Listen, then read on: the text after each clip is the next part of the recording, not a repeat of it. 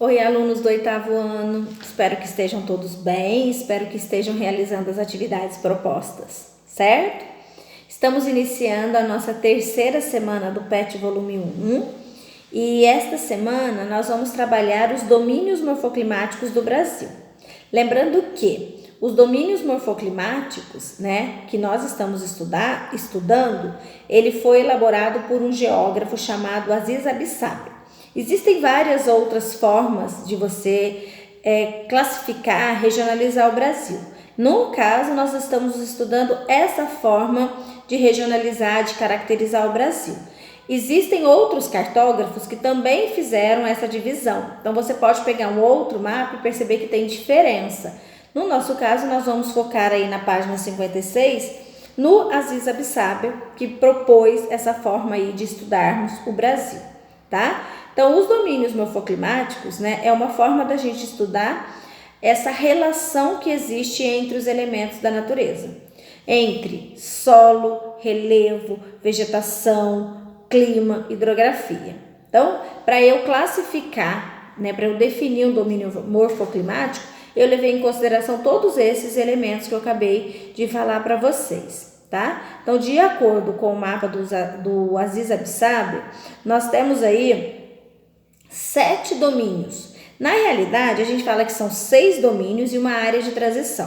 Essa área de transição é onde termina um domínio e começa outro. Então, essa área ela acaba tendo características de vários domínios, de 1, 2, 3 domínios, porque é onde termina um e começa o outro, tá? Então, nós temos o domínio amazônico, tá? Que é esse que está em verde no mapa de vocês. Ele fica na região norte do Brasil, Ele é marcado aí por planícies e depressões. Ele tem também aí a maior floresta equatorial, que é a floresta amazônica. Depois nós temos o Cerrado, que é o que está em marronzinho claro aí no mapa de vocês, Ele pega aí a parte do Brasil central, É caracterizado aí por vegetações de médio e grande porte, troncos retorcidos, tá? Cerrado a gente vê um pouquinho aqui na nossa região, tá? Aqui na nossa região nós temos uma mistura de vegetações, Então, em alguns locais nós temos Mata Atlântica, geralmente áreas de preservação, porque a Mata Atlântica já foi muito devastada. Nós temos Cerrado. Uma das principais árvores do Cerrado é o ipê amarelo, que a gente tem bastante aqui, E também vocês podem observar porque as árvores são de médio porte, tem os troncos retorcidos, que é uma outra característica, tá? Depois nós temos o domínio da Caatinga, que é o domínio que acontece no Nordeste brasileiro, é marcado aí por secas intensas, Clima semiárido. E nesse local, no domínio das caatingas, eles ficam em média 6 ou mais meses sem chuva. Então as plantas são adaptadas, são plantas chamadas de xerófitas, porque são plantas adaptadas à seca. Um exemplo são os cactos, tá? Se vocês olharem aí, nós temos o domínio dos mares de morro, que também abrange aqui o sul de Minas, Mares de morro, quando a gente sobe a serra, é muito comum a gente olhar e ver aquela imensidão, assim, vários morros, um sobre o outro, parece meia laranja, É aquilo ali que são os mares de morro. A vegetação que recobre essa área é a Mata Atlântica, que já foi muito devastada, hoje resta de 7 a 5% só, porque quando os portugueses chegaram aqui, era que a gente tinha maior abundância, E uma das madeiras encontradas, uma das árvores encontradas era o pau-brasil. Depois nós temos o domínio das araucárias, que acontece no sul do Brasil. É um domínio subtropical, o clima dessa região. São plantas adaptadas a clima frio. E as araucárias a gente consegue ver indo ali para sentido Delfim Moreira, Venceslau Braz. Elas têm os troncos bem compridos e a copa dela forma como se fosse uma árvore. E por último, nós temos os domínios das pradarias e campos, que não acontece só no Brasil, acontece também no Uruguai e na Argentina, tá? Paraguai e Argentina. É marcado também por campos, quase não tem vegetação nesses locais, são campos muito utilizados para a criação de gado, E a vegetação é rasteira, formada por gramíneas e arbustos, certinho? Esses são os domínios morfoclimáticos e eu já expliquei a área de transição, que é quando termina um domínio e começa outro. Então, nesses locais a gente tem uma mistura ali de vegetação, de características de fauna e flora. Começando as atividades na página 57, vocês vão ter uma tabela mostrando aí os domínios e o número de alertas com relação ao desmatamento, aos impactos nesses domínios, certo? Aí depois vocês vão para a página 58 e vão responder as questões de interpretação da tabela, né?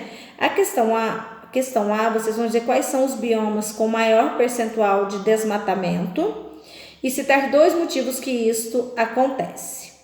Depois, na letra B, vocês vão falar quais são as consequências para o nosso planeta com relação ao desmatamento. O que o desmatamento causa para nós, seres humanos, tá? Na questão 2, vocês têm um trecho do poema Amazônia, de Manuel de Andrade. E aí vocês vão ler o poema e após a leitura do poema, vocês vão fazer a interpretação dele. Na letra A, vocês vão dizer para mim quais atividades humanas são realizadas no domínio amazônico. Essas atividades foram citadas no poema como, por exemplo, agricultura, pastagem, tá? Então vão ler o poema e retirar dele as atividades que são realizadas no domínio amazônico.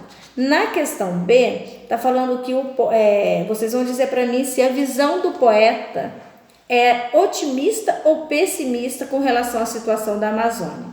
Então, vocês vão ler o poema e vão dizer, quando o poema se refere à Amazônia, ele está sendo otimista de que os problemas vão ser resolvidos, ou ele está sendo pessimista achando que os problemas não estão sendo resolvidos e que os impactos podem ser maiores ainda para a sociedade. Tá? Então, a interpretação de vocês. Na questão 3, nós temos uma charge, né? 2 índiozinhos olhando lá no fundo uma cidade, um prédio, e dizendo o seguinte: nossa, será que ela vem vindo para cá?